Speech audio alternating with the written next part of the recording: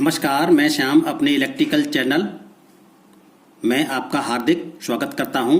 आज मैं आपको आइडियल ट्रांसफॉर्मर के बारे में पढ़ाऊंगा। अतः आइए शुरू करते हैं। Ideal transformer.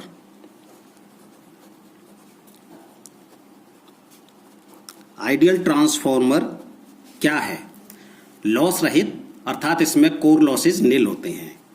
कोर लॉसेज नील होते हैं।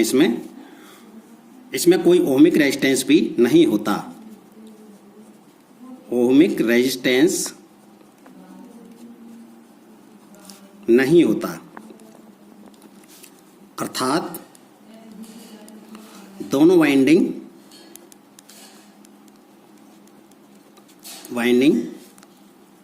प्योरली इंडक्टिव होती हैं, इंडक्टिव होते हैं और इसमें लीकेज भी नहीं था।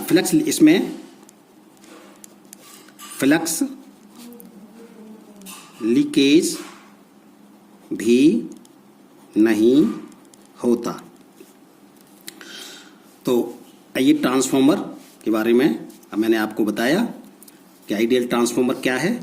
आज इसका ही नो लोड और ऑन लोड इसका अध्ययन करेंगे। तो ट्रांसफॉर्मर यहाँ पे हम बना लेते हैं एक।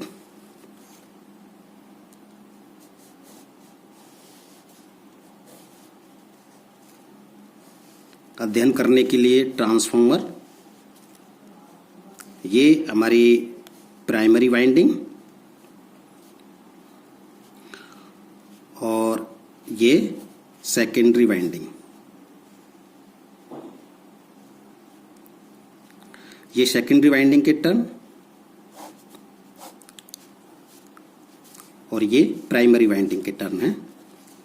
सपोज करो ए और ये बी और ये सी और ये डी।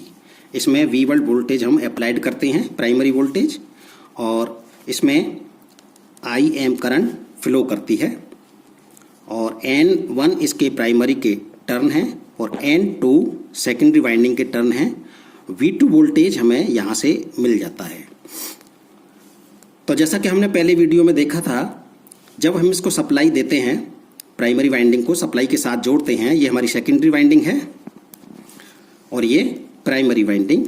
जैसा कि मैंने पहले बताया था आपको कि इसको यदि हम सप्लाई के साथ जोड़ते हैं, इसी सप्लाई के साथ में, तो इसमें एक मैग्नेटिक फ्लक्स उत्पन्न हो जाएगा। और ये मैग्नेटिक फ्लक्स जो हमने इसको यहाँ पे इस तरीके की एक सप्लाई किया, तो ये φm मैग्नेटिक फ्लक्स, ये सपोज करो आधे पॉजिटिव साइकिल में इस तरीके से, तो इसमें जो इंड्यूस्ड EMF E1 वो भी प्रोड्यूस हो जाता है।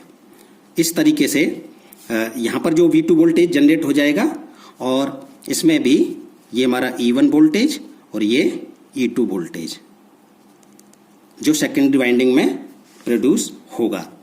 तो V1 प्राइमरी वोल्टेज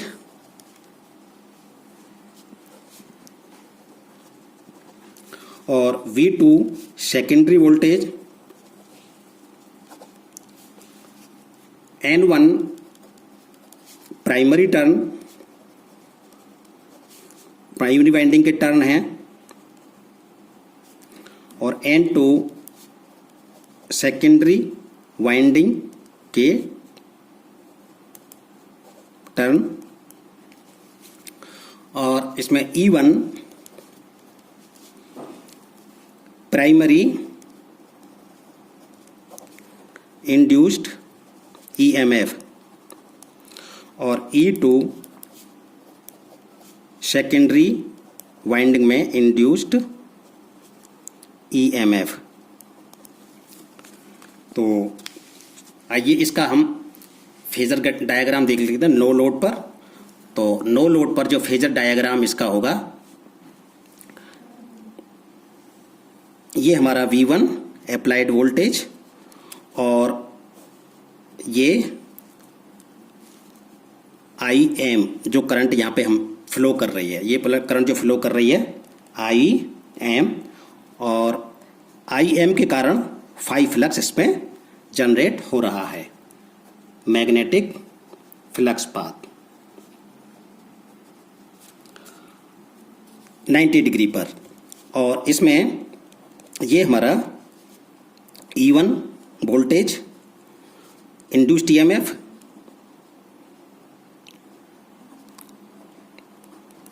और इसके इन फेज हमारा E1 E2 is equal to V2 induced EMF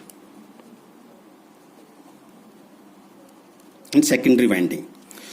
तो देखते हैं कि इसमें जब हम प्राइमरी वाइंडिंग में करंट फ्लो करते हैं, इसी करंट फ्लो करते हैं, तो यहाँ पर एक मैग्नेटिक फ्लक्स जनरेट होता है, उत्पन्न हो जाता है।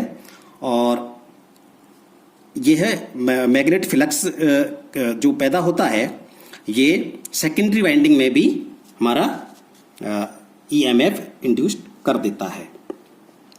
तो V1 के I जो M करंट है, ये करंट V1 अप्लाइड वोल्टेज के 90 डिग्री, और इसमें क्योंकि फाई जो मैग्नेटिक फ्लक्स है इसके कारण पैदा हुआ, करंट के कारण जो पैदा हुआ, इसके 90 डिग्री हमारा E1 वोल्टेज जो इंड्यूस्ड वोल्टेज है ये जनरेट होता है। तो ये इसका नो लोड पर इस तरीके से इसका फेजर डायग्राम है, phasor diagram at no load.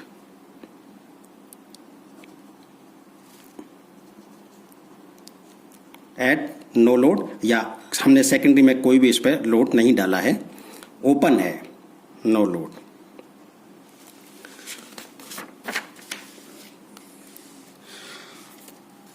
On load देखते हैं, at load, at load, at load. जब हम इसको लोड डालते हैं, जैसे कि मैंने पहले बताया, जब हम इसके ऊपर लोड डालते हैं तो लोड डालने के बाद सेकेंडरी वाइंडिंग पर जब हमने लोड डाला तो इसमें भी एक इंड्यूस्ड EMF जनरेट हो ही रहा है।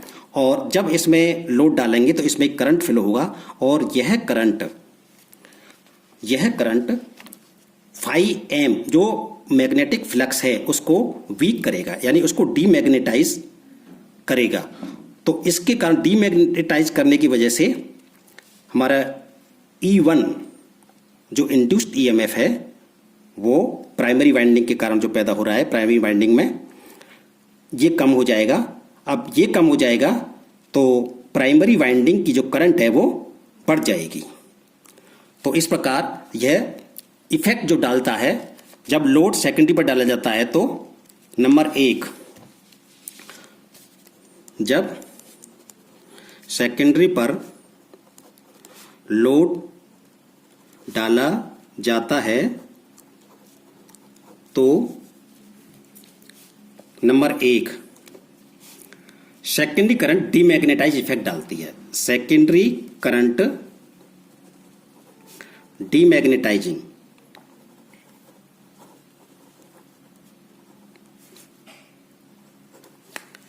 इफेक्ट डालती है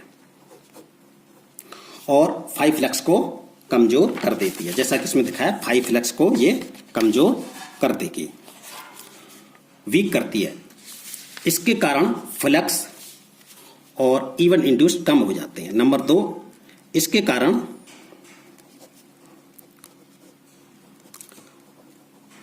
फ्लक्स फाई और इंड्यूस्ड E1 वोल्टेज जो है हमारे, ये कम हो जाता है।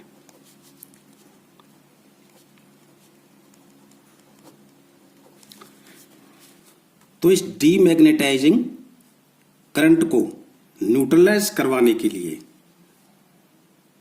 प्राइमरी जो करंट है वो बढ़ जाएगी, और प्राइमरी जो करंट बढ़ेगी तो क्या इफेक्ट डालती है इसमें देखते हैं हम कि जो ये जो सेकेंडरी करंट है डीमैग्नेटाइजिंग, ये एज पर लेंज के नियमानुसार, क्योंकि करंट इसमें जब बढ़ेगी तो इसका भी एक मैग्नेटिक फील्ड प्रोड्यूस होगा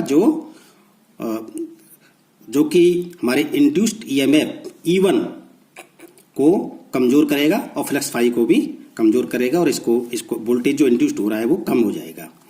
तो इसको न्यूट्रलाइज करवाने के लिए एम्पियर टर्न जो हमने अब आपने देखा कि भाई जो इसमें एम्पियर टर्न है प्राइमरी वाइंडिंग का, प्राइमरी वाइंडिंग का ampere turn is equal to secondary winding का एम्पियर टर्न, सेकेंडरी वाइंडिंग का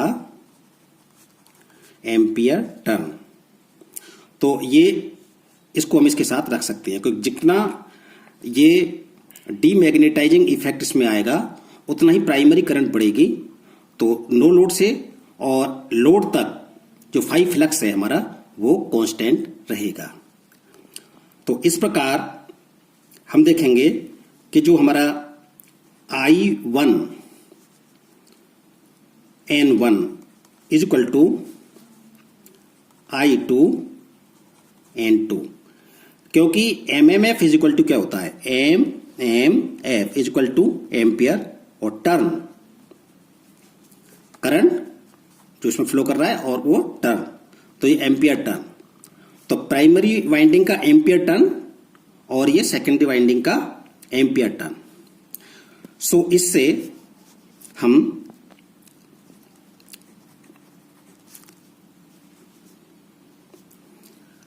I1 अपॉन I2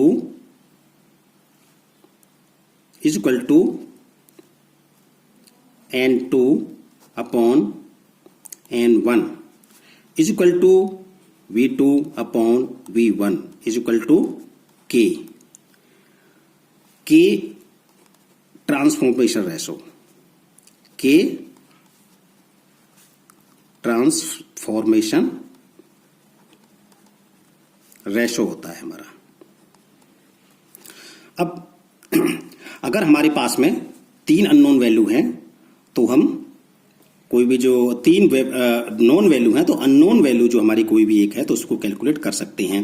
जैसे हमारा current ratio I1 upon I2 ये कहलाता है हमारा करंट रेशो।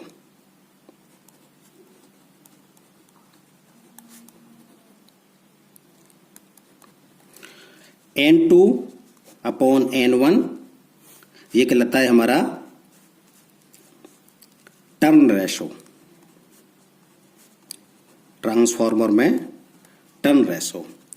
और V2 अपॉन V1 ये कहलाता है वोल्टेज रेशो।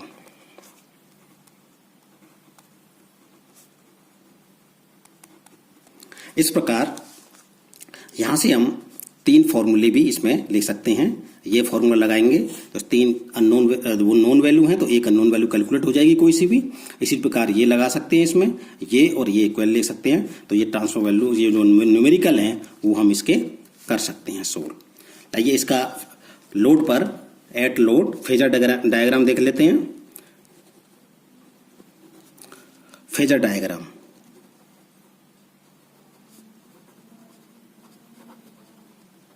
जैसा कि पहले हमने देखा था, ये हमारा V1 वोल्टेज, ये हमारा V1 वोल्टेज है जो अप्लाइड वोल्टेज है, जो हमने पहले बताया था अप्लाइड वोल्टेज जो प्राइमरी को हमने फीड किया। इस वोल्टेज के कारण इसमें एक करंट करंट फ्लो कर रही है IM। इसके कारण करंट फ्लो से इसके इन फेज हमें एक फाई मैक्सिमम ये डेवलप होता है और फाई मैक्सिमम के डेवलप होने से यहाँ पर हमारा एक ये वोल्टेज डेवलप E1 हो जाता है। E1 induced EMF, induced EMF। इसमें सेकेंडरी वाइंडिंग है जो हमारा, इसमें भी हमारा E2 वोल्टेज इंड्यूस्ड हो जाता है।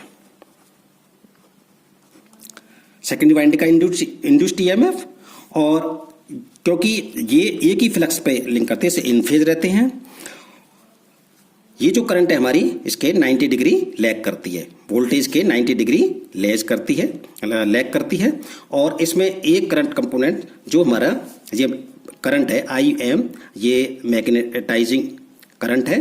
और यहाँ एक करंट इन फेज रहती है जो इसके IC, ये इसमें आयरन लॉसेस जब लोड पे आए तो आयरन लॉसेस को ये प्रोड्यूस करते हैं। आयरन लॉसेस को के लिए ये इन फेज रहते हैं, जिसमें कुछ मात्रा में हल्के थोड़े कॉपर लॉस भी होते हैं।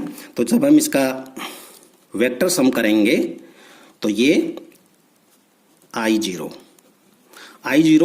हमारी नो लोड करंट है और IC इन फेज है V1 के और IM 90 degree lag by V1। V1 और E1 इनमें 180 डिग्री का फेज डिफरेंस रहता है। इस प्रकार यहां पर जो हम देखते हैं ये cos phi